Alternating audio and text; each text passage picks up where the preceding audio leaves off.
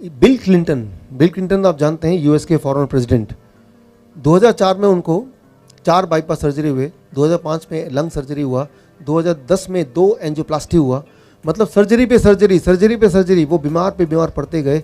2010 में उनकी हालत ऐसी हो गई, अगर आप उनकी 2010 की कोई फ़ोटो देखेंगे तो बहुत मोटे और बहुत ही बुद्धू से दिखेंगे, क्योंकि जब भी किसी की सर्जरी होती तो ब्रेन के सेल और डैमेज हो जाते हैं तो वो बुद्धू दिखने लगता है, उसको सोचने समझने की शक्ति कम हो जाती है। तो 2010 तक वो बहुत कमज़ोर हो गए, दिखने में मोटे हो गए, दिमाग से बुद्धू हो गए, और उनका इलाज चल रहा था, लग रहा था अब ये जिएंगे नहीं। 2010 में उनको इस तरह का जो डाइट मैं आपको बता रहा हूँ इसके बारे में पता चला कि इस तरह के खाने खाने से लोग ठीक हो जाते हैं, हार्ट का पेशेंट ठीक हो जाता है। तो बिल क्लिंटन ने सोचा मैं भी इस डाइट को अपना के देखता हूँ। यूं ही जैसे ही वो इस डाइट पे आए, उनको ताज्जुब हो गए कि कुछ ही दिनों में उनकी हार्ट की बीमारी गायब हो गई। तब से लेके आज तक वो दोबारा बीमार नहीं पड़े, तब से लेके आज तक। तो मीडिया ने पूछा कि आपके नए हेल्थ का राज क्या है। उन्होंने जो राज खोला वो आपको मैं दिखा रहा हूँ, आप इस वीडियो को ध्यान से देखिए। I did it because after I had this stent put in, I realized that even though it happens quite often that after you have bypasses, you lose the veins because they're thinner and weaker than arteries. The truth is that it clogged up, which means that the cholesterol was still causing buildup in my vein that was part of my bypass. And thank God I could take the stents. I don't want it to happen again. So I did all this research and I saw that 82% of the people since 1986 who have gone on a plant-based, no dairy, no meat of any kind, no chicken, turkey. I eat very little fish. Once in a while I'll have a little fish, not often. If you can do it, वो बता रहे हैं कभी-कभी 82% of the people who've done that मछली खाता हूँ कभी-कभी have begun to heal themselves. Their arterial blockage cleans up. The calcium deposit around their heart breaks up.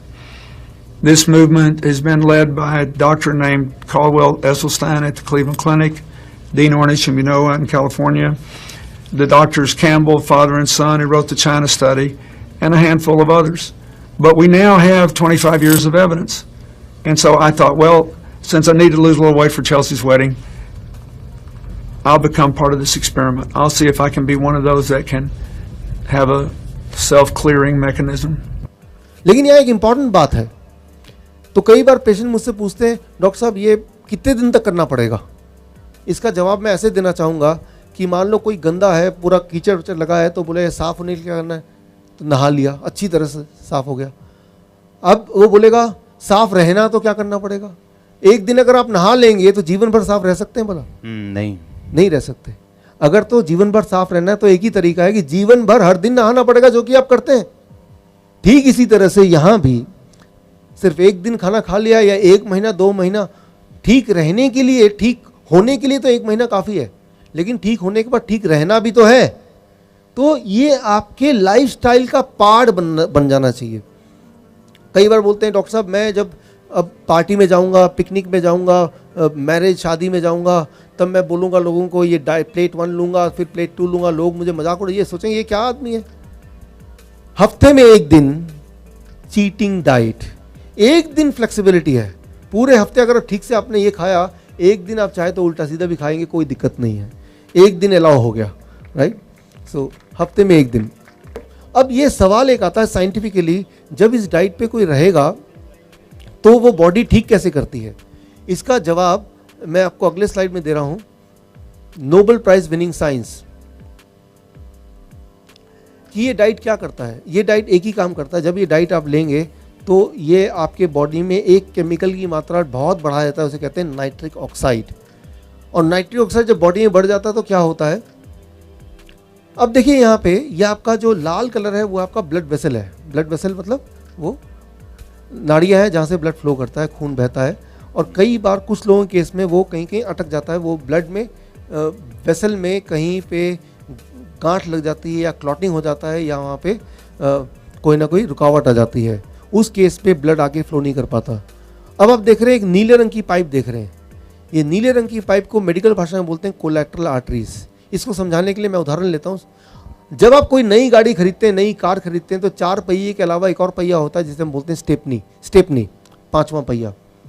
और 5वां पहिया उस वक्त कोई काम का नहीं होता, लेकिन किसी दिन अगर पंचर हो गया कार तब आपको पांचवें पहिए की याद आती है और आपकी गाड़ी चलती रहे, आपका जर्नी पूरा हो। इसीलिए जो कार का मैन्युफैक्चरर है उसने एक पांचवा पहिया भी डाल दिया कि किसी दिन अगर पंचर हो गया चार में से कोई पहिया तो आप उसको बदल देंगे पांचवें पहिए से और आपके जीवन की वो कार चलती रहेगी। ठीक उसी तरह से जब आप और हम पैदा हुए तो गॉड ने हमारे अंदर भी वो स्टेपनी बना दिया।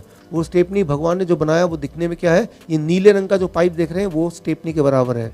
अगर आप अंदर झांकेंगे लेंस लेके, माइक्रोस्कोप लेके, आपके बॉडी में हजारों लाखों बहुत ही छोटे छोटे इस तरह के ब्लड वेसल्स हैं जो कि काम नहीं करते, वो स्टेपनी की तरफ पड़े रहते हैं।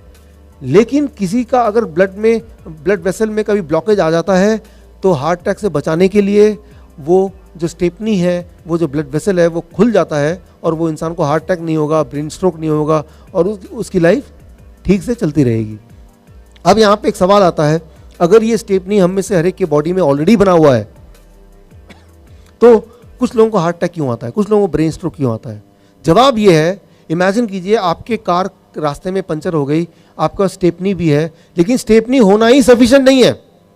अगर पहिए को बदलना है तो उसके साथ क्या चाहिए, कुछ औजार भी तो चाहिए। उस औजार के बिना वो स्टेपनी भी आपके लिए मीनिंगलेस है। ठीक उसी तरह ये जो नीले रंग का आप देख रहे हैं ब्लड वेसल, ये तभी काम करेगा जब इसको बॉडी कुछ औजार देगी। उस औजार का नाम है नाइट्रिक ऑक्साइड। यहाँ आपने देखा कि बचपन से हमारी आदत है, खास तौर पे पंजाब में, यहाँ मैं रहा हूँ, कई साल रहा हूँ, मीट खाने का, अंडे खाने का, दूध पीने का, कि इसी में ताकत है और ये सब अगर हम नहीं खाएंगे तो ताकत कहाँ से आएगी। तो इसके लिए मैं आपको उदाहरण देता हूँ। आज से 2 साल पहले की बात है, मैं एक देश गया, उस देश का नाम है थाईलैंड। थाईलैंड में एक जगह है, छोटी सी जगह है, सुरिन। हर साल दिसंबर के महीने में वहाँ पे एलिफेंट फेस्टिवल मनाया जाता है, हाथियों का फेस्टिवल। हाथियों के झुंड आते हैं, बहुत सारे, हज़ारों में आते हैं हर साल, और टूरिस्ट पूरी दुनिया से उन हाथियों को देखने आते हैं। 2015 में जब ऐसा हुआ, नवंबर का महीना, तो तब मुझे गवर्नमेंट ऑफ थाईलैंड ने as a guest of honour invite किया उस फेस्टिवल में।